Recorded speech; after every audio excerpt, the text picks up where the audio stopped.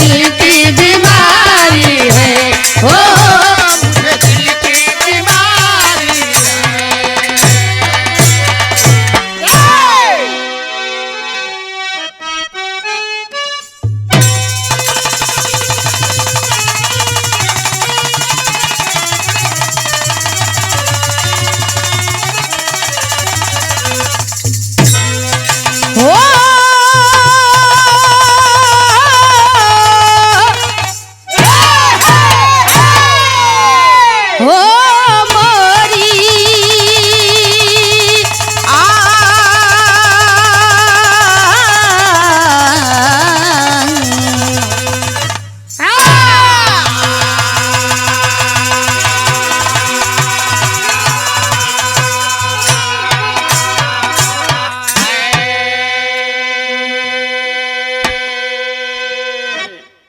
अच्छा बाबूजी, हम लोग गीत गायिका रवीना रविरंजन कैमूर बिहार केशोपुर से आप सबके बीच में किरण म्यूजिक के माध्यम से माननीय वीरेंद्र सिंह जी के देख रेख में अपन बिरहा भेजत बानी।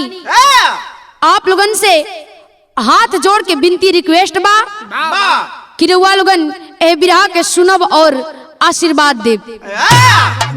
4 लाइन भूमिका के अंदर कहे के बका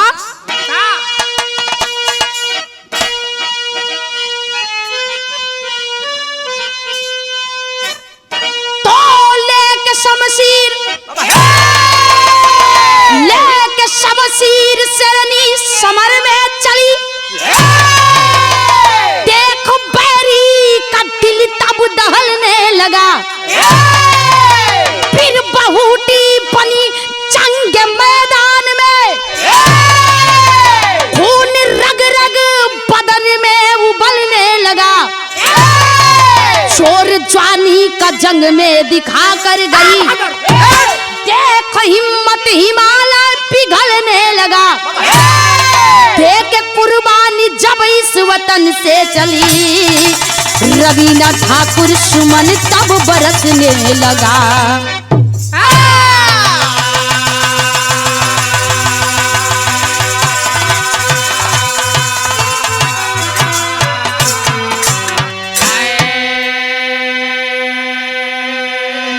लेके शमशीर सरनी समर में चली देख बैरी का दिल तब दहलने लगा फिर बहुटी बनी जंग मैदान में खून रग रग बदन में उबलने लगा।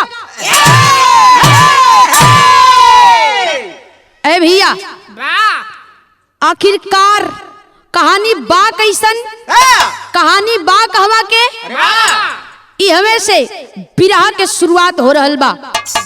बिरहा में एक लाइन कव्वाली का टुकड़ा लगत है। किसे मास्टर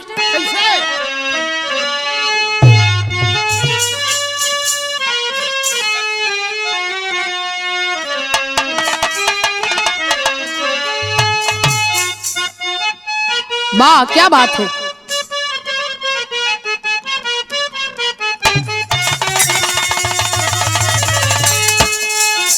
कोनो लड़का के समझावत बा कहे कि तनी देखा हम का चीज है पहचाना कैसे कहे माली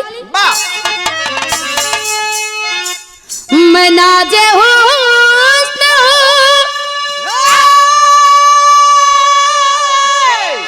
मैं नाजे हुस्न हूँ तू मेरा एहतराम करो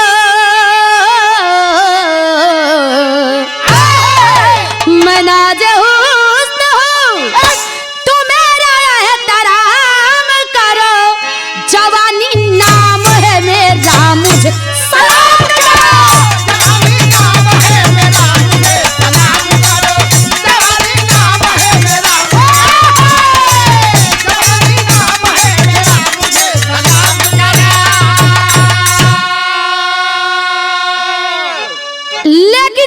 यहाँ कबीर जी एक लाइन लिखत है कैसे अरे बाजू में दाम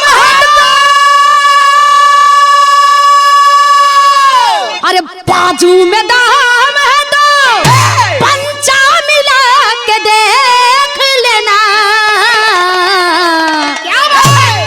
बाजू में दाम है तो पंचा मिला के देख लेना, हिम्मत नहीं है तो या करके मत देख लेना।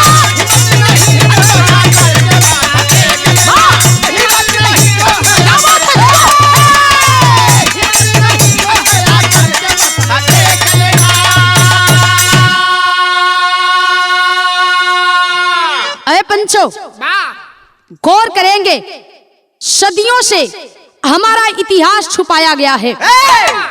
इतिहास को अगर जानना है तो गहराई तक पहुंचना पड़ेगा। हमरे कहानी के हेजे से शुरुआत हो रहल बा। चौहरी लगल मास्टर साहब।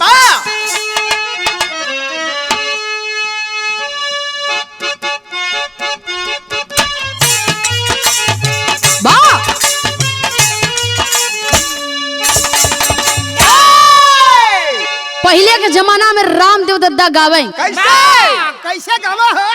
कैसे गावे मालिक? है सतयुग तो पर त्रेता,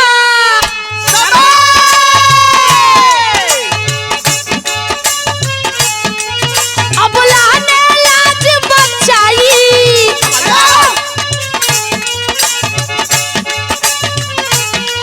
बैरी से बदला लेकर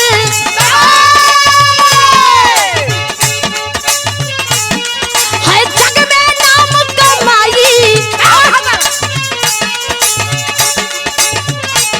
है बुंदेलखंड में झांसी, जहाँ की पीर बहुटी, झांसी के बगल में भोजला, वहीं के रहे निवासी, जहाँ की धरा निराली, नहीं छाई कभी उदासी, माता थी जमुना देवी, हर पिता सरोवर खोली, जिनकी बेटी झलकारी फूलों से खेले होली। क्या है? शेर हुआ अरे बहादुर। अये पंचो, आखिरकार कहानी लिहल गई झांसी के बगल में भोजला गांव के रहे वाला सदोवर कोली, जिनकर पत्नी के नाम बतावल गई जमुना देवी उर्फ धनिया, प्यार से लोग धनिया कह के बुलावे। अरे भैया, नारियों का इतिहास रहा है। सतयुग, द्वापर, त्रेता, कलयुग, चारों युगों में नारियों का इतिहास गवाह है। अरे भैया गौर करेंगे, सदोवर कोली के पत्नी के नाम बतावल गई जमुना देवी उर्फ धनिया, लेकिन बाबू हो जिनकरे बीच जमुना देवी के कोख से एक ही बिटिया पैदा लेली, जिनकर जन्म 22 नवंबर 1830 ईस्वी में भइल रहल। नाम बतावल गई झलकारी बाई। अरे भैया, लड़ाई आखिरकार लड़ल के नाम के कर होला, ई कहानी में हमन के बतावल जाई। बात उन्हीं समय के कवि लिखनी जौनी समय देश गुलाम रहल, ब्रिटिश हुकूमत चले चरम सीमा पर भ। अये पंचो, भाला के नोक पर छोट छोट बचवन के उछाल के टांग लेत हुआ अंग्रेज, चाहे कसूरवार होखा चाहे बेकसूर, बेमौत मारल जात हुवन। सरेआम हमरे देश के बेटी बहन के आबरू लूटल जा रहल बा, लेकिन बार हमरे देश के जनता हाथ पर हाथ रख के चुप्पी साध के बैठल हुवन। लानत बाइसन जिंदगी ऐसन जवानी पर जौन की अपने बिटिया अपने बहनी के रक्षा ना कर सके। बिरहा में यहाँ एक लाइन बड़ा ही रंगीन गीत लगत है मास्टर।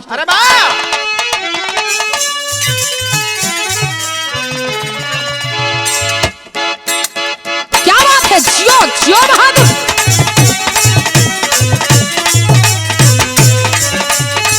ओहो, अरे क्या बात है।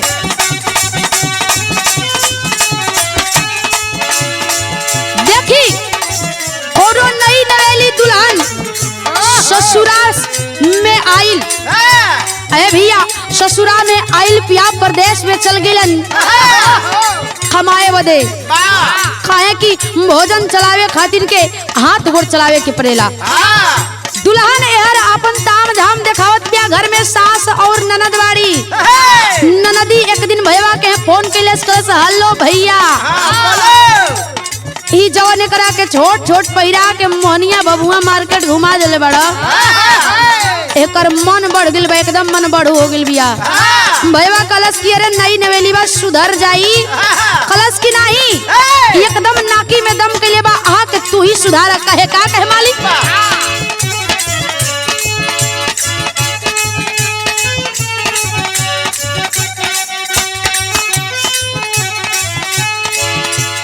कहे किया लगा करा दी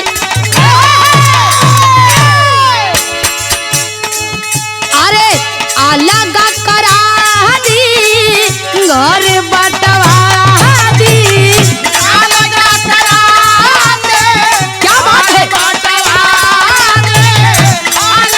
करा दे घर बटवा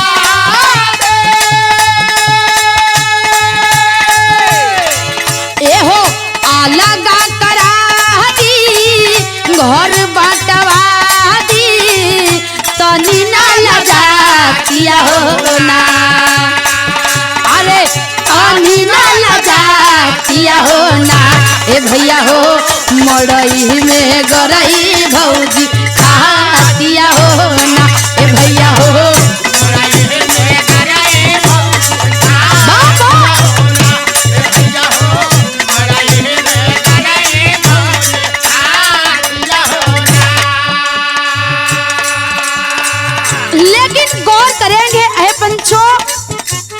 अंग्रेज कैलन का घोरे दुश्मना आई के बताना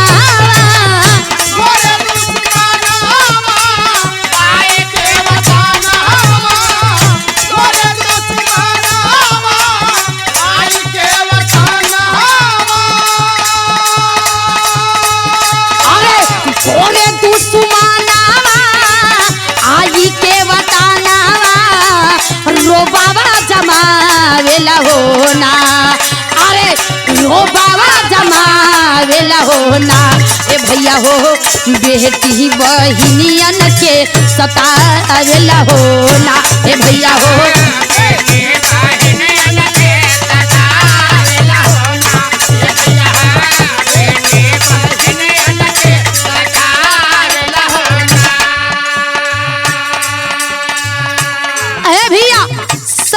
हमरे देश के बेटी बहनन के इंसान के रूप में भेड़िया बन के आबरू इज्जत लूट लेवे है पंचो। लेकिन हमरे देश के नागरिक हाथ पर हाथ रख के चुप्पी साध के बैठलवन डरबा कि कहीं आवाज उठाई बेमौत मारल जाई अरे भैया। लेकिन दिन बीता था धीरे धीरे झलकारी 12 साल का हो गई। जब 12 साल का भैली तब भैल का मास्टर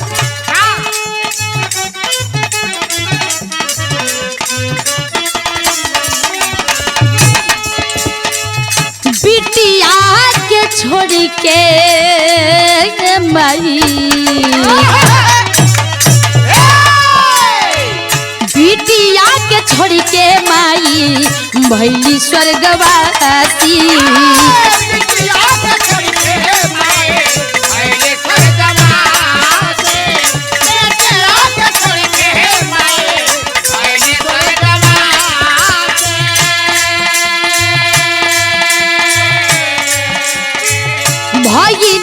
नाथ बेटी छवलस उदासी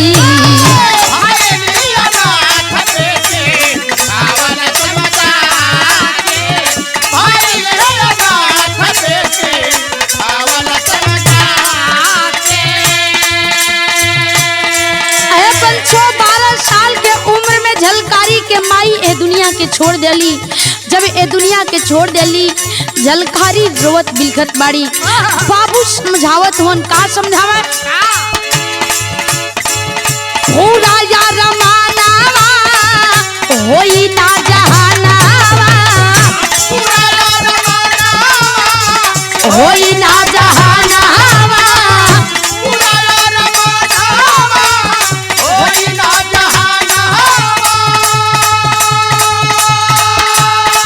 अरे पूरा यार मानावा होई ना जहानावा बेटी के बतावेले होना अरे बेटी के बतावेले होना ए भैया हो बेटी बहिनियन के सतावेले होना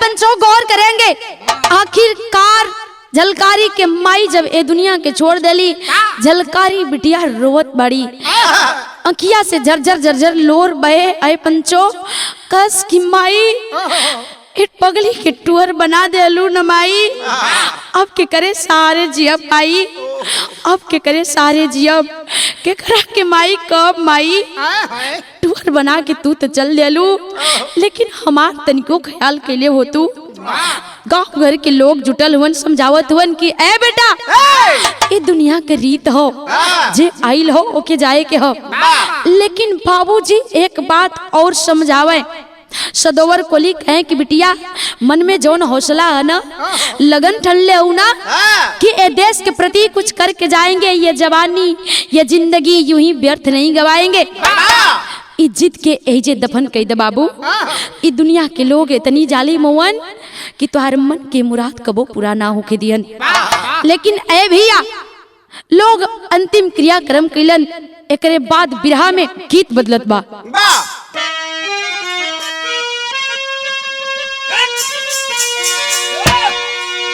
देखी ए गीत के अपने जवानी के आलम में हमरे गुरु जी गीता त्यागी जी गावे कैसे गावे मालिक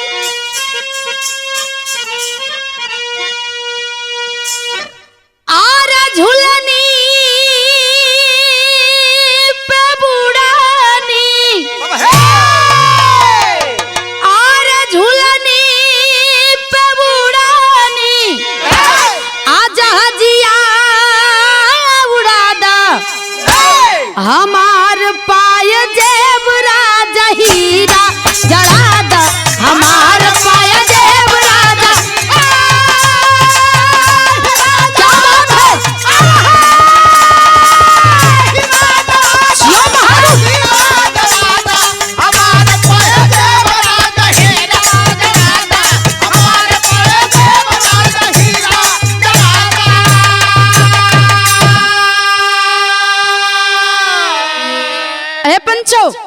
मदारी के मरला के बाद झलकारी बाई अपने पिता के सहारे जिंदगी व्यतीत करत है धीरे धीरे धीरे जिंदगी बीतत बा अय पंचो जंगल से जा लकड़ी काट के लेके आवे और लकड़ी काट के लेके आवे बाजार में बेचे उचित दाम भी ना मिले लेकिन वही से एक बेरा के भोजन की व्यवस्था हो जाए लेकिन करे का मालिक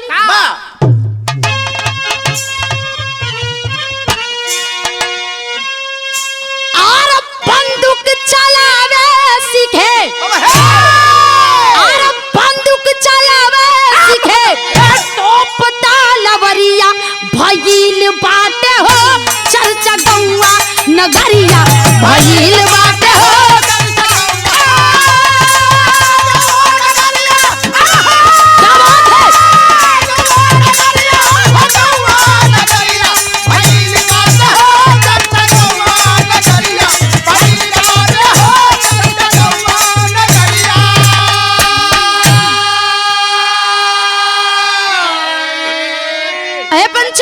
ये कहानी कोई काल्पनिक नहीं है ना ही कोई बनावटी इसको अगर आप लोगों को ढूंढना होगा इंटरनेट पे सर्च करके आप लोग ढूंढ लिया लेकिन जंगल में जाए लकड़ी काट के लियावे बेचे वही से अपन भोजन के व्यवस्था कैले लेकिन ऐ पंचो लकड़िया जब काट ले बांध ले तो ओकरे बाद वही जंगलवा में याद है कि बाबू मना के लिए कि ई दुनिया के लोग तोहर मुराद पूरा ना हो के दियन।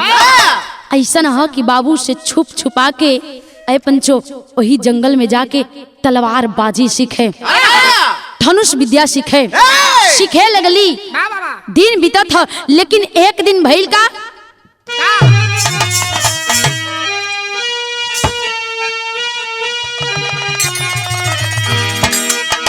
अरे लकड़ी के काटे खातिर कैली बिपिनवा बोले एक बाघ आके कर जल संभनावा।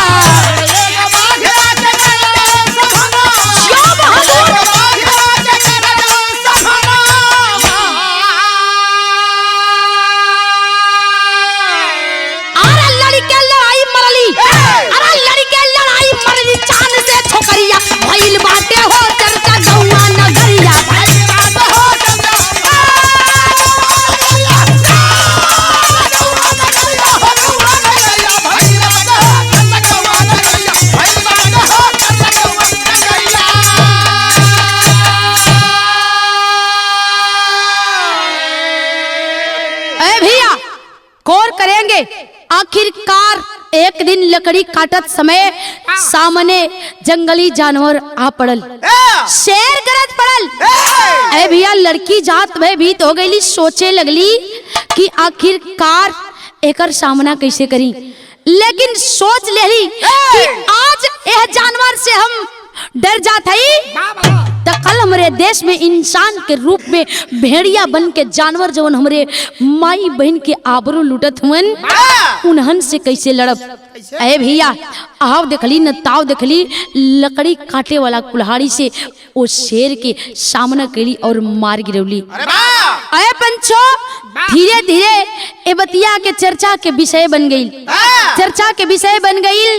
पूरा जिला जवार में चर्चा होखे लगल कि झलकारी नाम का लड़की बा बड़ी बहादुर बा।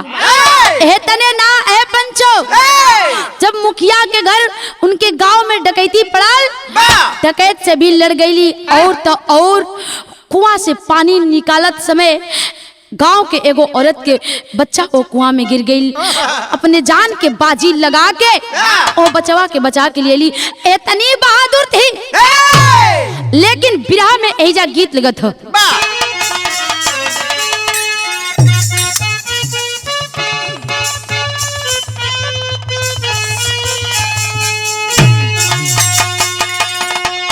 अरे पिया परदेसिया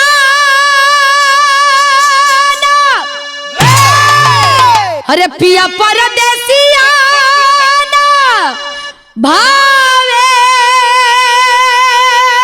यगनवा आर बिरही बनल बा से जारिया रे मोरा उड़ी उड़ी जाला अचरिया ओ मोरा उड़ी उड़ी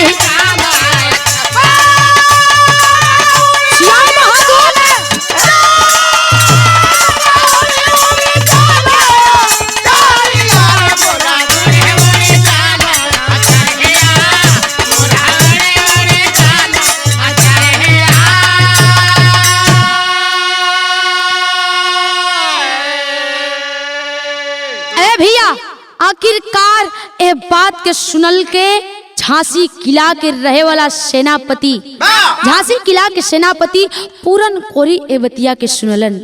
पूरन कोरी जब ए बतिया के सुनलन मन में ठान लेलन कि जब ब्याह करब वही झलकारी से ब्याह करब, अन्यथा ना करब। अरे पंचो खोजत खोजत पता लगावत लगावत पहुँचलन भोजला गांव में। भोजला गांव में पूछत पूछत पहुँचलन सदोवर खोली के घरे। झुकल झोपड़ी में बाबू टूटल मसहरी पर सुतल हुवन। आवाज लगावत बड़न के बा के बा। अरे पंचो बाबू गनगन गनगन हथवा गोड़वा खापत बाटे। बहरवा निकल के अलन कलन की अरे साहब आप यहाँ आवे के कष्ट काहे कैली, अगर कोनो जरूरत होके तो हमके बुला ले हो, कोनो एना चीज से गलती हो गई हुई तो क्षमा चाहती साहब। कलन की नहीं सुनी हमार बात सुनी का कहे।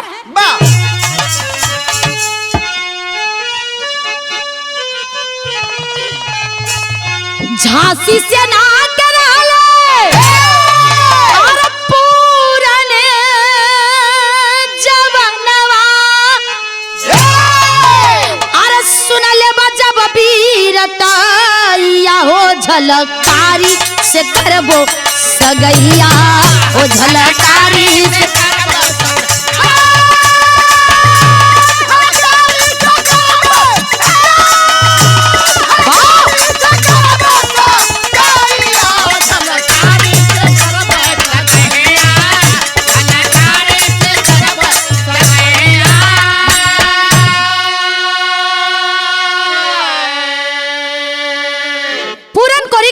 के बाबूजी हम आपकी बिटिया से शादी करे बदयाल हैं। कलन की देखा सब कुछ तो ठीक है लेकिन हई मजाक करत हो बाबू, ये मजाक मत करा, गरीब के संगे बहुत बददुआ लगी। कलन की नहीं, हम आपकी बिटिया से वाकई में शादी करने के लिए आए हैं। सदौर कोली कथवन की अरे महाराज कहा राजा बहुत और कहा गंगू तेली, ये मजाक मत कर बेटवा, ये मजाक मत करा, हम तोरे पाँव पड़ती हाथ जोड़ती तो यहाँ से चल जा। कलन की नहीं, हम आ गए हैं तो आपकी बिटिया से शादी करके ही जाएंगे। तब तक से जंगल से लकड़ी लेके झलकारी आ गई। अरे भैया झलकारी जंगल से लकड़ी लेके अली, सारा बतिया के सुन लली। कली की बाबू शादी हमका मंजूर बा, शादी हमका मंजूर बा। कलन की वाकई में अय पंचो एक गरीब व्यक्ति जब घर में जवान बेटा बेटी हो जालन तो अपने बेटा बेटी के हाथ पियर करे खातिर के दिन रात सोचे लागेलन, सर के बोझ हो जालन। एक दिन पाई पाई जुटावे लगेलन, जोगावे लगेलन कि आगे चल के अपने बेटवा अपने बिटिया के हाथ पियर कर देहल जा। लेकिन आखिरकार भइल का, अरे सदिया रचा के हो झांसी में यली, अरे महिला दुर्गा दलवा के सेनापति भइली।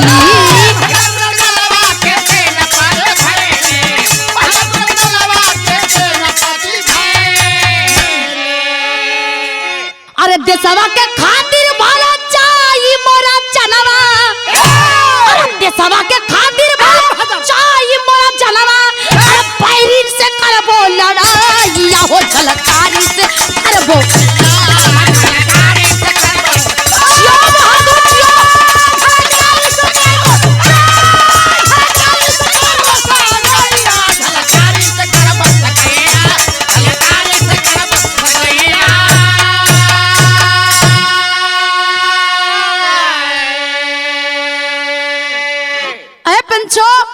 गौर करेंगे आखिरकार बाबू खुश हो गईलन, सदोवर कोली खुश होके कलन कि तब ठीक बा, जब तोका मंजूर है बिटिया तब हमहू का मंजूर बा। अरे बाबू खुशी खुशी शादी हो गई, और जब शादी हो गई तो वहाँ से खुशी खुशी घरे लौटलन।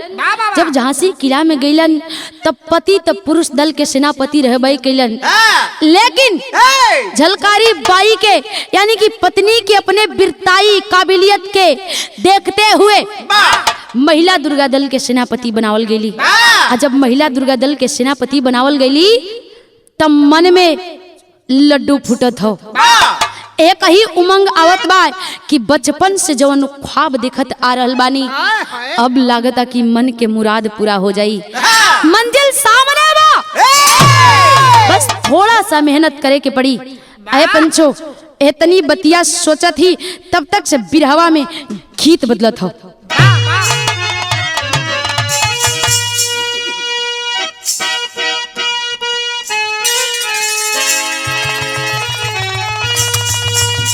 वह गीत बा जौना के हर कलाकार गावेलन। कैसे गावेलन? आर सासु मार तनवा,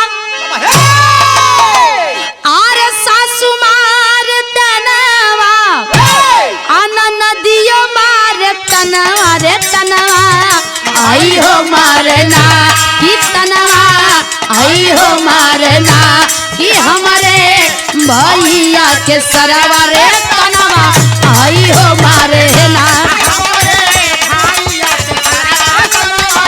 आई हो मारे ना, हमारे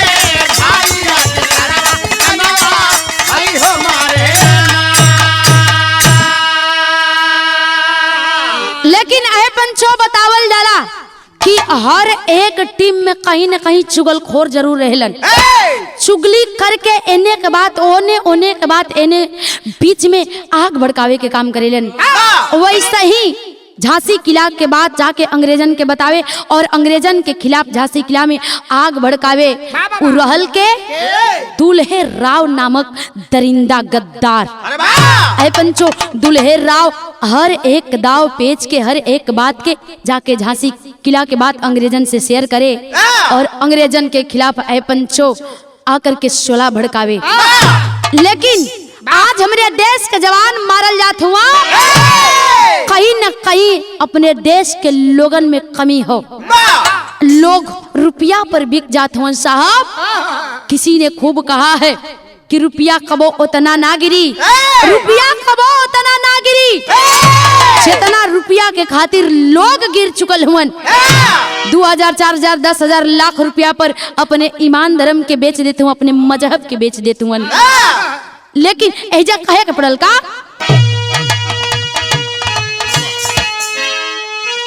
अरे कोरे अंग्रेज कैले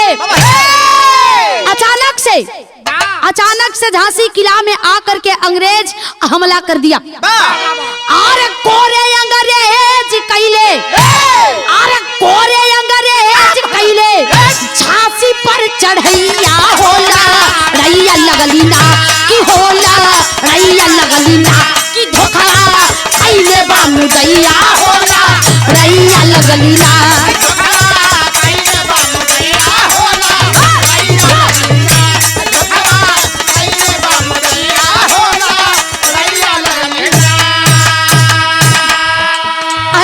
झांसी किला में अचानक से अंग्रेज हमला कर दिया और लड़ाई छिड़ गई। जब लड़ाई छिड़ गई और लड़ाई में पूरन कोरी के मरला के खबर झलकारी बाई सुनली। अरे पंचो, झलकारी बाई सुनली कैलिन का,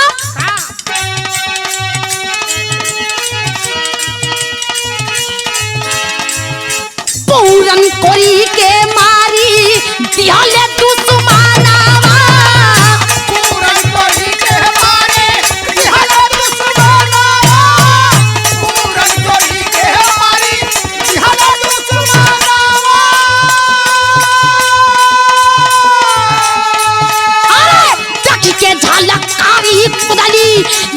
झालकारी कुदली राणा माया जानावा, झालकारी कुदली राणा माया जानावा, झालकारी कुदली राणा माया जानावा। रावण के काटे लगली, रावण के काटे लगली, जंगा में नटैया होला, रैया लगली ना होला, रैया लगली ना की धोखा कैले बामू गैया होला, रैया लगली ना।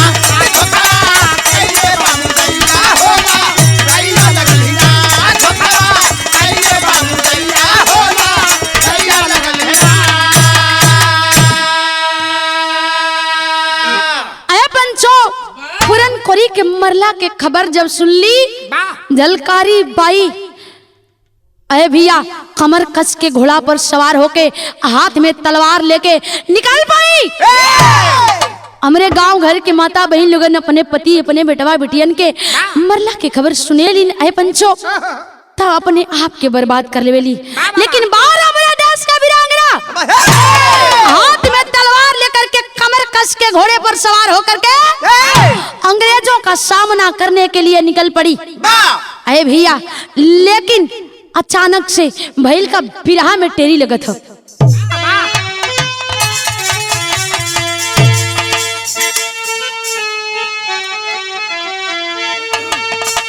अरे बलिदानी वीर शहीदी धरती, बलिदानी वीर शहीदी धरती, तो आबरू आन शान पर मिट गई है जब।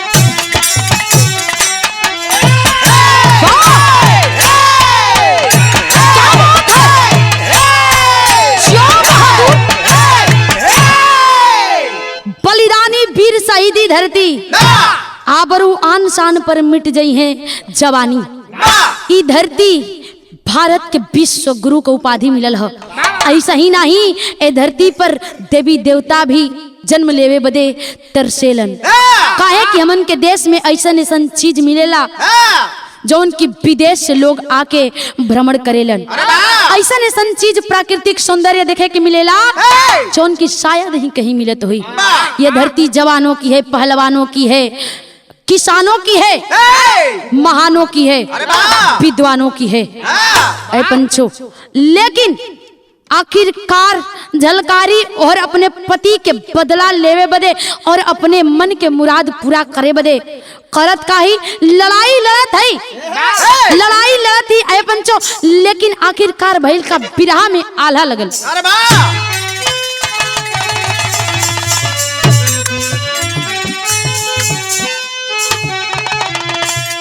हाय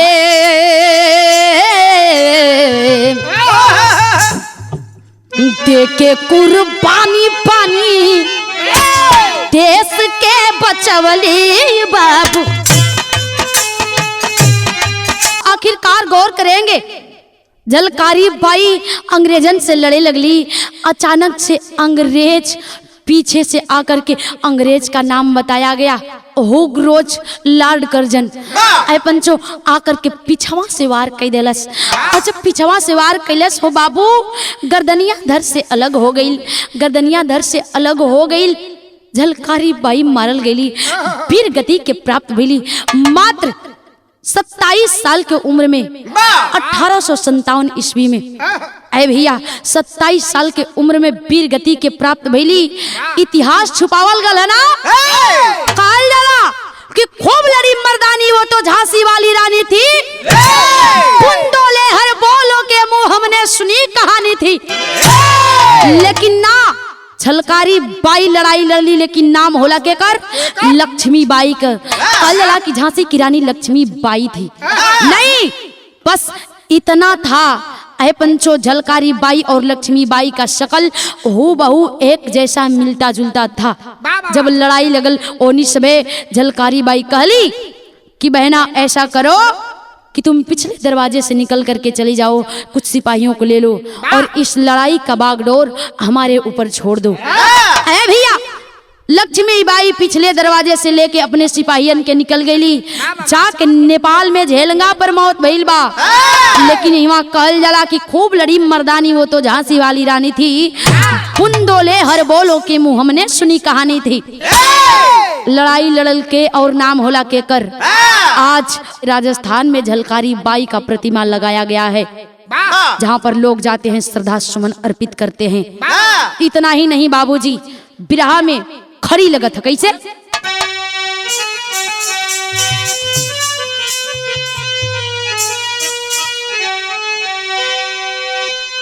अरे अपन नमवा इतिहास में, अरे अपन नमवा इतिहास में, अरे लिखवली सरनी अमरते दम तक अपन झंडा लहरवली शेर।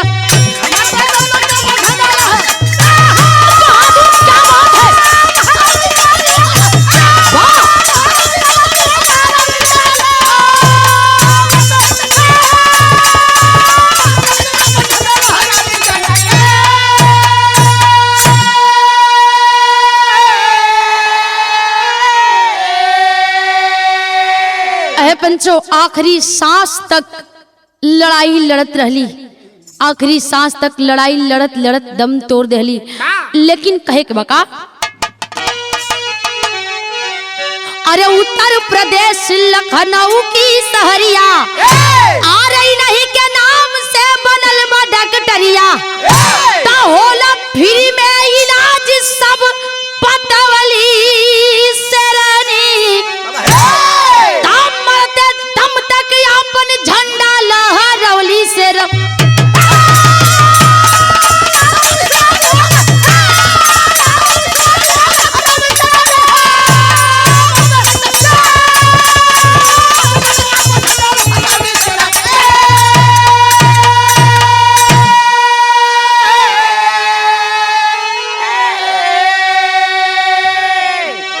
भैया लड़ते लड़ते शहीद हो गई। जिनकर आज उनके नाम से उत्तर प्रदेश के लखनऊ में धर्मार्थ चिकित्सालय बनाया गया है, जहां पर शोषित दलित गरीबों का फ्री में इलाज किया जाता है। बाबूजी, कहानी का हमारी इवें से अंत भइल, यही से कहानी का शीर्षक बतावल गई, झांसी की झलकारी उर्फ क्रांति की चिंगारी। एक बात अपने गार्जियन से कहल चाहती, जे लोग अपने बिटियन के बोझ समझे लेना, उ लोगन से प्रार्थना है, हाथ जोड़ के विनती है, लोग अपने बिटियन के बोझ समझे लन, लेकिन ना साहब, हर क्षेत्र में आंख उठा के देख लें, नजर घुमा के देख लें, हर क्षेत्र में, चाहे राजनीतिक क्षेत्र होके, चाहे पहलवानी होके, चाहे सैनिक बल होके, चाहे खेल का मैदान होके, चाहे गायकी होके, हॉलीवुड से लेके बॉलीवुड भोजपुरी तक अपन डंका बजावत ही ए देश के बिटवन से कंधा मिला के चलत ही देश की बिटिया। ऐसा साहब, यह गुजारिश बा कि जवने क्षेत्र में राउर बिटिया जायल चाहत ही ना, बस एक बार थोड़ा सा सपोर्ट कई दही, हौसला दे दही, आसमान में जाके बुलंदी छुईहन। एक दिन माई बाबू के साथे साथे, गांव जवार के साथे साथे देश में नाम कमईहन। ऐ भैया, यही से बिरहा का हमार आखिरी बंद लगत है।